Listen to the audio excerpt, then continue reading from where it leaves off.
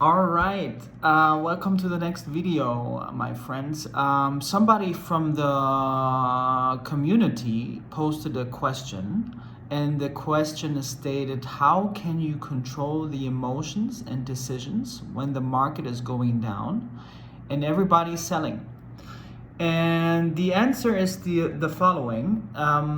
I help a couple of friends at the moment, and oftentimes when I start to conversate with them, they are like, I'm not sure if I want to learn this.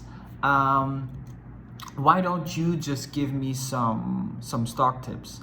And this is virtually nonsense, and it doesn't help you at all. And here's the reason why. Let's say, for example, in the last week, Facebook or Metaverse, I'm just going to keep calling it Facebook no matter what. The stock dropped like 30%.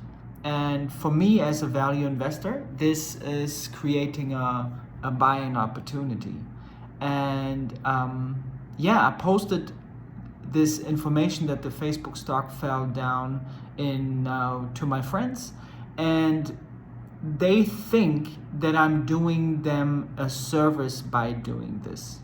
And actually, I think the contrary, because if you invest in stocks without really understanding the business, you are handicapped. And most people don't understand this. And the reason why you are handicapped is if, for example, Facebook stock goes down and you are willing to invest, and let's say another 18 months pass and the stock drops even further, then you basically have nothing to base an opinion on. And the risk is that you have uncertainty and that you get fearful. And that's the worst position you can be in. If you invest in stocks and you are fearful, then you are guaranteed to lose money. That's the reason why Warren Buffett is saying, don't let your investment decisions be ruled by emotions. You don't want to act on greed or fear. Your investment decisions should be based on rationality. And I know this sounds like, you hear this like a buzzword, right? Don't let your emotions catch up with you. And in this question is, how can you control your emotions? And greed and fear are always a reaction of the ego, pretty much. And what I found out is the more I know about a company, the more understanding I have, and the less fear I feel or greed I feel. On the greed part, it's sometimes like I'm like very eager to buy a stock. Let's say my goal, for example, is to buy $1 for 50 cents.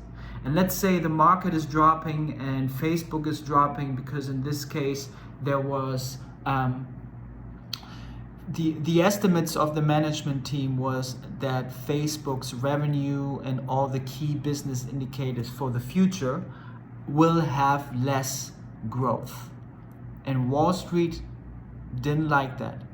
So Wall Street dumped the stock, all those big hedge funds dumped the stock, and the result is what you see right now. Facebook goes down 30%. But as private investors like I am, I don't care. I don't care if Facebook's growth expectations will go down, because I know if I buy Facebook very cheap, I probably am going to do a pretty decent or even very good return. And that's what I'm after. I don't care.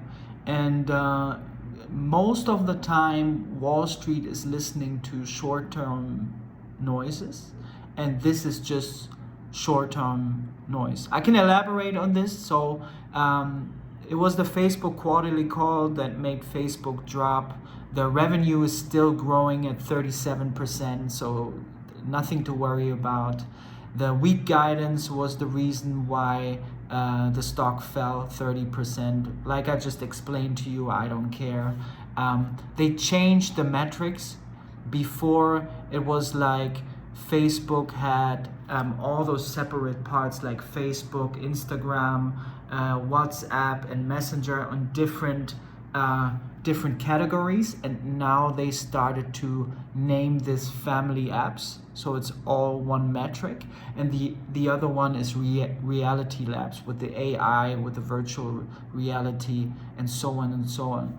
And what you find is that most people, when they talk about Facebook or Metaverse or Meta, they pretty much just talk about the metaverse. And the metaverse is still such a small part of the overall revenue and profits that it's, for me as a value investor, I pretty much don't care about the metaverse. My calculations are based on the advertising business, and I project my return based on the advertising business, right? Because here's the thing that we do as value investors is pretty much, we don't hope that an outcome will present itself. We buy something where we almost certain that that we're gonna reach our destiny, right?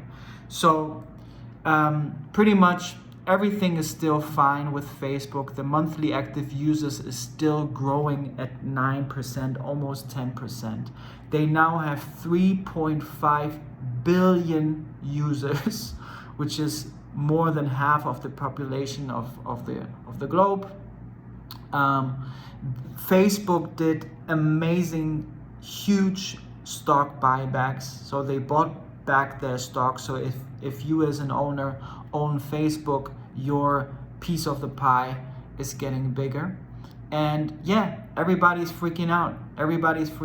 And this is short-term news because people, even myself, are moving from the Facebook platform to the Instagram platform, and it's still Facebook, so I don't care. They started, which is really nice, they started to change the key numbers that they focus on, the key business indicators, and they now focus on ad impression, right? So how many eyeballs meet, so how many ads are shown. And the next key business indicator is price per ad. And that's pretty much really good because in the online advertising industry, there are two big players. There's Google and there's Facebook. And now they have the same metrics, which makes it easier for us as investors to compare apples to apples, which is pretty nice. Ad impression grew 13%, price per ad grew 6%. So all growing well. It's not growing as big as it used to, but it's still growing, which is a very good thing. So the expected growth of the revenue for the future is 3 to 11%, which is way less, but it's still growing enough for me to make a great return as a value investor. Yeah. What I also really like about this quarterly call is that Mark Zuckerberg is not sugarcoating anything, right? 80% of the managers I would sell, they are good salespeople, so otherwise they wouldn't be in running the business, right? Good salespeople sold themselves. And Mark Zuckerberg is really very blunt, right? He's talking to investors straight away if problems arise, and this is what he did, right? He told the expectations of the growth is going to be less, and he said that there's more competition, right? Because people are moving to from the Facebook feed to stories and reels. And this is a new trend catching up, but at the end of the day, Facebook has still 3.5 billion users, and that's very fine with me. It's just like the network effect is so strong that it doesn't even matter for me what they will do, because at the end of the day, Facebook has the most data, and they also have the best data. And this is something, a network effect you cannot penetrate immediately, right? It takes time to aggregate data, and yeah, Google and Facebook are so far ahead that I just think that this is going to play out well. And maybe Metaverse is playing out as a good investment, and then we get this as an icing on the cake, and yeah, life is good. So this was my answer to the question how you can handle emotions when the stock is dropping. It's education, reading annual reports, listening to quarterly calls, and really understanding the company you invested in. And hopefully it helped you to show you that I showed you an example with Facebook between short-term noise and long-term fundamental information that is really making a difference for your investment. If you need any help with learning how to value invest, feel free to write in the comments, reach out to me, shoot me an email.